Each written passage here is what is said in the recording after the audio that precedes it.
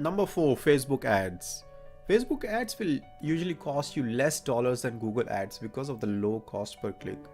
Hence, if your budget is low, you can go for Facebook ads.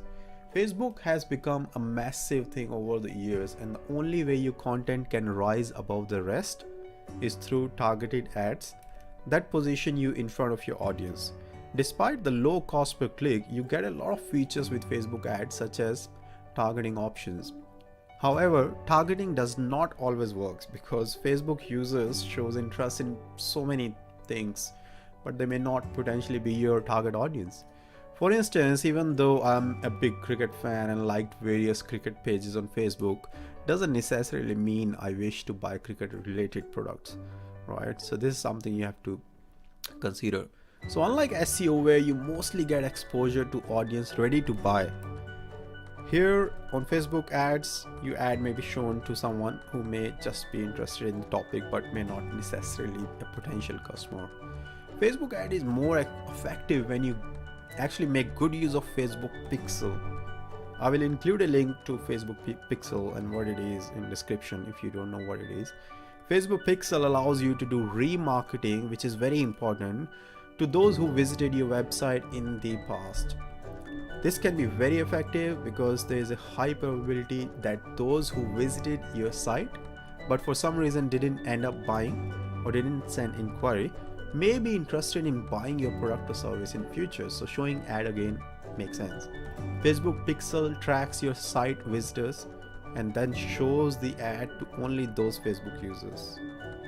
Showing ad to them again in new feature can produce the desired outcome. I will include a link to Facebook tips in the description for more help. Number 5, email marketing. Email marketing can mainly be divided in two categories. One is regular newsletter, where you send to those who have already opted for your regular newsletter, and this is for existing customers. Another one is cold emails. Cold emails are, as the name suggests, sent to new users who may or may not have opted for your emails. There's another category, warm. It's called warm leads. These are the emails you have in your database already. You may have got these emails from various techniques such as free ebook, giveaway offers. So basically people give away a free ebook or PDF or something like that, and then they get an email in return from users on their website. These emails are provided to you by users who let's say downloaded your ebook. They filled up a form with their name and email and downloaded the ebook. This way they get a free ebook and you get their email. Email marketing is very effective if you can write personalized, genuine email copy and if you don't spam users. It still works and you can still get leads with this technique. Also, sending regular newsletter to your already existing audience, those who opted for your emails or your customers, is a must. So if you're a brand, small business, big brand, large companies, you should definitely do this. You must keep your audience updated once in a month or so about your company information, news, blogs, and tips. Creating great content is the key here, and make sure you update your audience, all the emails in your database with this new content, fresh content, which is, like I said, news, blogs, and tips. Number 6, cold calling. Cold calling is all about skill, luck, and volume. It's a number game. You call 100 people, and if lucky, 2, maybe 5 may be interested.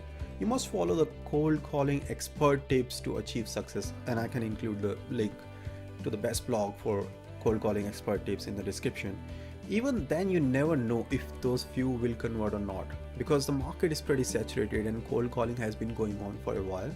But having said that, if you have amazing skill, you can still convert the potential customers, and you need a very, very skilled and experienced telecaller who makes calls regularly to deliver the outcome.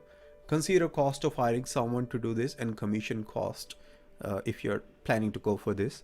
This is something, of course, not for everyone. All the other marketing techniques mentioned above or before can be utilized by pretty much any business to get success in the business.